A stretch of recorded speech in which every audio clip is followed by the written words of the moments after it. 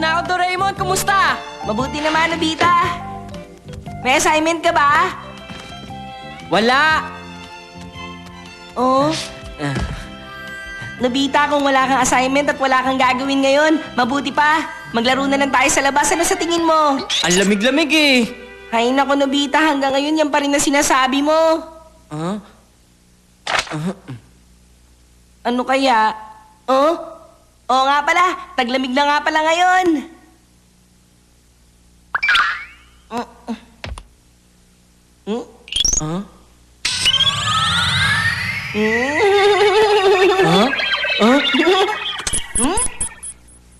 Ayos na ayos, ang galing naman ito. Tama lang ang ganun galaw sa ganitong panahon. Doraemon, ano ba yan? Ano yung hawak mo na yan, ha? Ayun ba? Oo. Ito ang lipstick! Yan ba yung ginamit mo para umislide ka sa sahig? Oh? Naku, hindi. Alam mo, Nobita, kayang kontrolin ng bagay na ito ang direksyon ng gravity. Direksyon ng gravity? Maaari nitong baguhin ang kinatatayuan mo, Nobita. Pwedeng tumagilid ang posisyon mo nang hindi magagalaw ang nasa paligid. Gagawa to ng gravity field nang hindi naapektuhan ang totoong gravity natin. Naintindihan mo ba? Mukhang hindi mo naintindihan, Pambihira. Sige, papaliwanag ko na lang sa'yo, Nobita. Pag nasa ski slope ka, hindi mo na kailangan ng lift. Kaya nitong palitan ng slope. Pwede maging pababa ito kahit pataas ang daan. Ano, Nobita? Naintindihan mo na ba? Kasi... Oh? Ibig sabihin, hindi mo pa rin pala naiintindihan? Mabuti pa, subukan mo na lang. Heto, Nobita, hawakan mo tong nasa bandang taas na parte ng stick. Medyo itulak mo pa abante, tapos pindutin mo yung nasa taas na yan.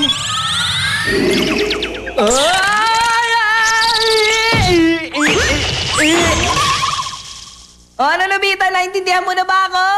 Oo. Nakuha ko na rin. Sandali, Doraemon. Bakit di ka dumudulas? Paano kasi gumagana lang naman ang stick na yan sa taong pumindot ng buton? Siya lang ang makakaramdam ng epekto nito na parang tumagilid ang lugar na kinatatayuan niya. Ganun lang yon. Ganun ba? Ayos. Ibalik mo na sa dati.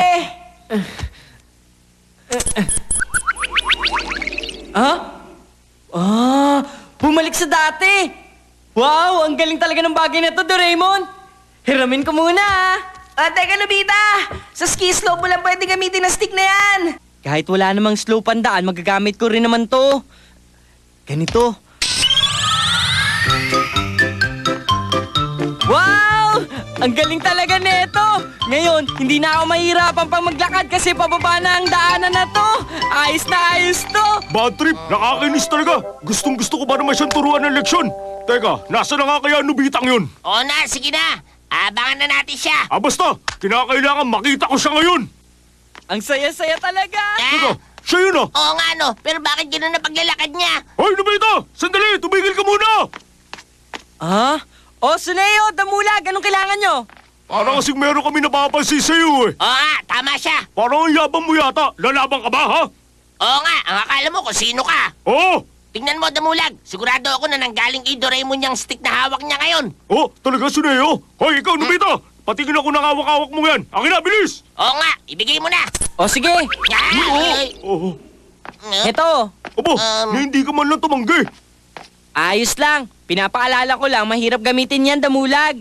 Sinasabi mo ba ikaw lang ang pwede gumamit ito, ha? Oo nga, Nobita. Tama si Damulag. Kung kaya mo, mas lalong kayang gawin yun na iba. Bella!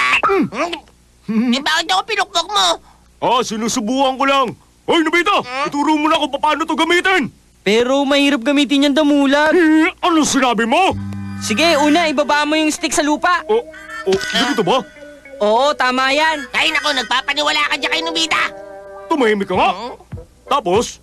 Pagkatapos, iabanta mo ng konti ang hawak mong stick. Ganito? Sige, konti pa. Ayos ba yung ganito? Oo, tama-tama na yan. Ngayon, Tapos ano? pindutin mo na yung buton sa taas. At pagkatapos? Pindutin mo.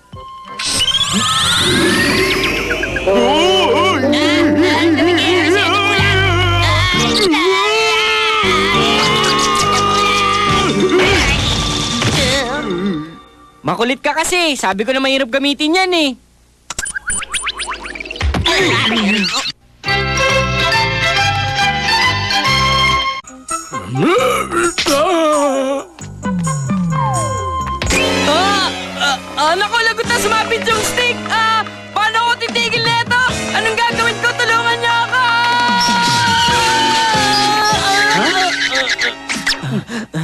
tumigil din ako. Kailangan maibalik ko sa dati yung stick.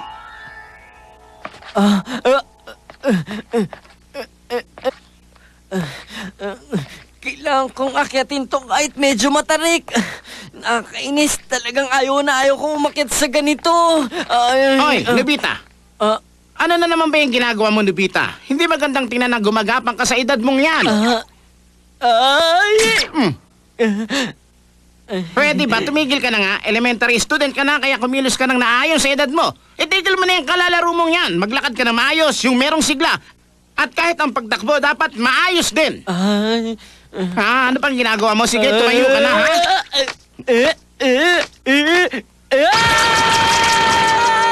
Yan, ganyan nga, Nobita. Dapat masigla ka, ha?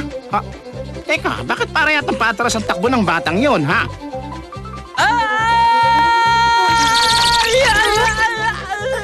Ano kaya yung lumaan na yun? Ha? Wala yun?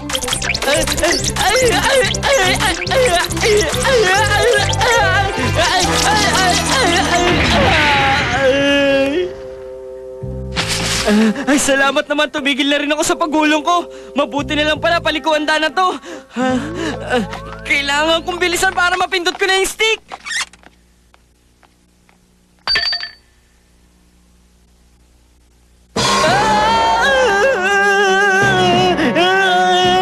Ay, naku po! Paano na to ngayon? Ay, naku naman! Naku po si Nobita! Nobita, ituro mo sa akin kung nasan yung stick! Doon ko na iwan sa taas, Doraemon! Ano, sa taas? Oo, sa banda ron! Napapagod na ang braso ko, Doraemon!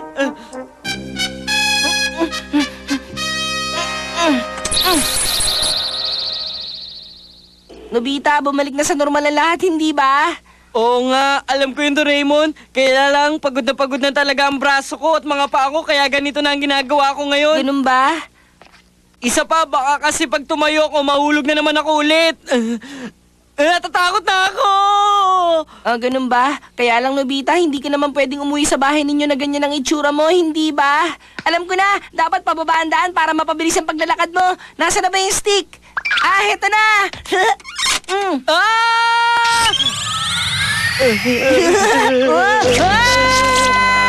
Naku ba, napindot ko yung stick! Lagot ako, paano ko nito hito? Ano ba gagawin ko, Nobita? Nakakapagtaka naman, bakit kaya hindi na ako nahulog?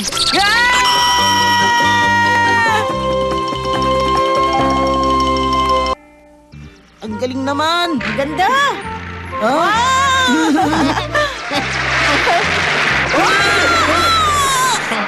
Astig talaga, no?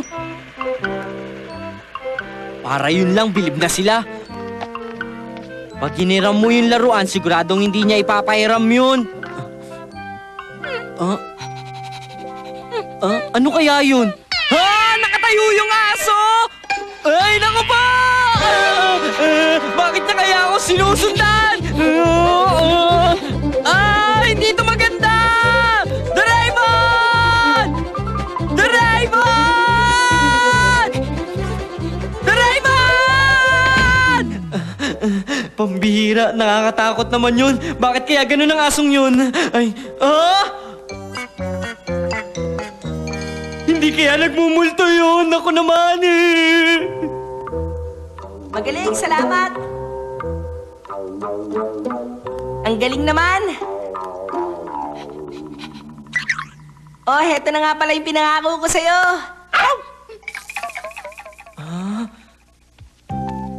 Doraemon, teka, ano ba yung aso na yun? Ayun ba, meron lang ako inuto sa kanya, Nobita. Ganun ba? Pero bakit parang taong naglalakad ang aso? Dahil dito sa ginamit ko. Ito ang bagay na kokontrol at magpapagalaw sa lahat. Ano naman yan? Basta, alam mo, Nobita, medyo mahirap kasi kung ipapaliwanag ko pa sa'yo isa-isa kung anong bagay na ito. Para madali, isa itong remote control. Magagawa nitong kontrolin ang lahat ng merong buhay. Doraemon, kung ganun pala, remote control yan ng mga merong buhay. Pwede ba natin subukan yan? Oo, sige. Alam ko na, doon natin ilagay sa pusang yun. Oo nga, tama ka, Nobita. Meow, meow, meow, meow, meow, meow. Hayaan, may may sinasabi na sa akin yung pusa.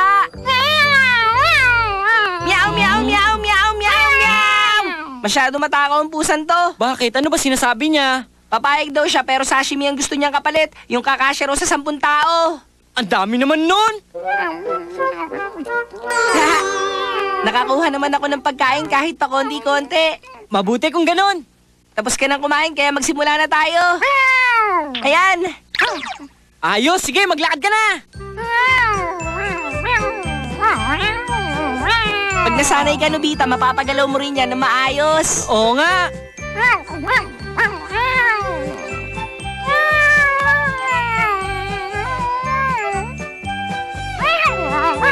Ang galing talaga! Si Suneo yun! Hoy! Teka, bakit parang ang lungkot mo yata ngayon, Suneo? Teka, sandali lang. Ano ba nangyari sa'yo? Makinig kayo sa akin, Doraemon, Nobita! Susunod, paliliparin ko siya ng mataas! Wow, galing yan ah! Suneo, may bago ka na naman laruan. Pairam ako niyan ha? Pero... Ha? Bakit? Anong problema, Suneo? Hiniram ko naman to sa'yo na maayos ha? Bakit ayaw mo pa akong pairamin, ha? Hindi naman sa ganun, Damulag. Ipapayaram ko sa'yo pero sandali lang, ha? Tumahimik ka nga! Gagamitin ko ang laruan mo to hanggat kailan ko gusto! May reklamo ka ba? Wala.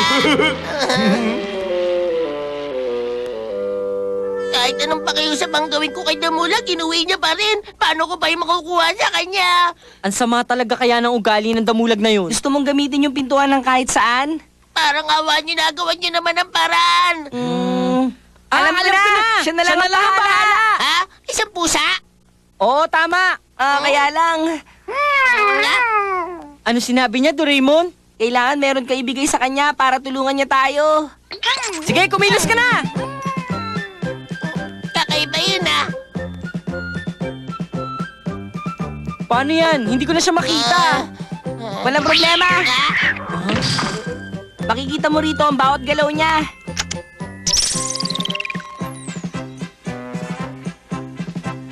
Paparating si Shizuka! Hi, sexy! Kamusta? Huh? Tingnan nyo, gulat na gulat si Shizuka! Ayos!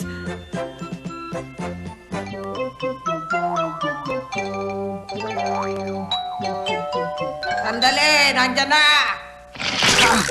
Bakit walang tao? Pero parang may nag-doorbell ah. Ha? Ay, nalaruan ko. Pakuha mo, Nobita. Ako nang bahala!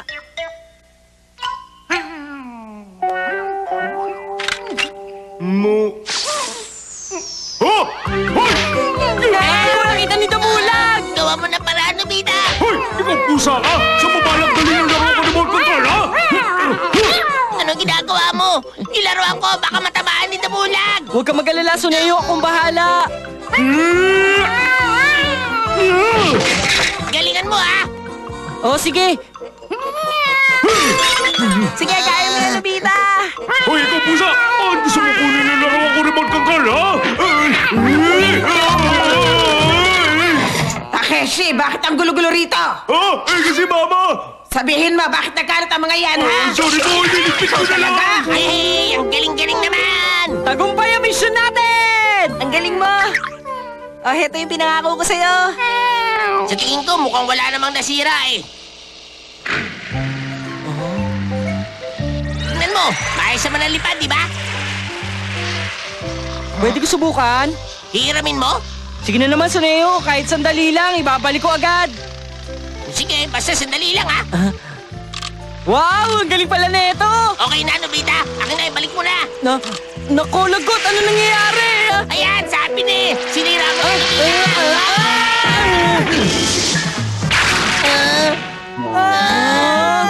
Damulag!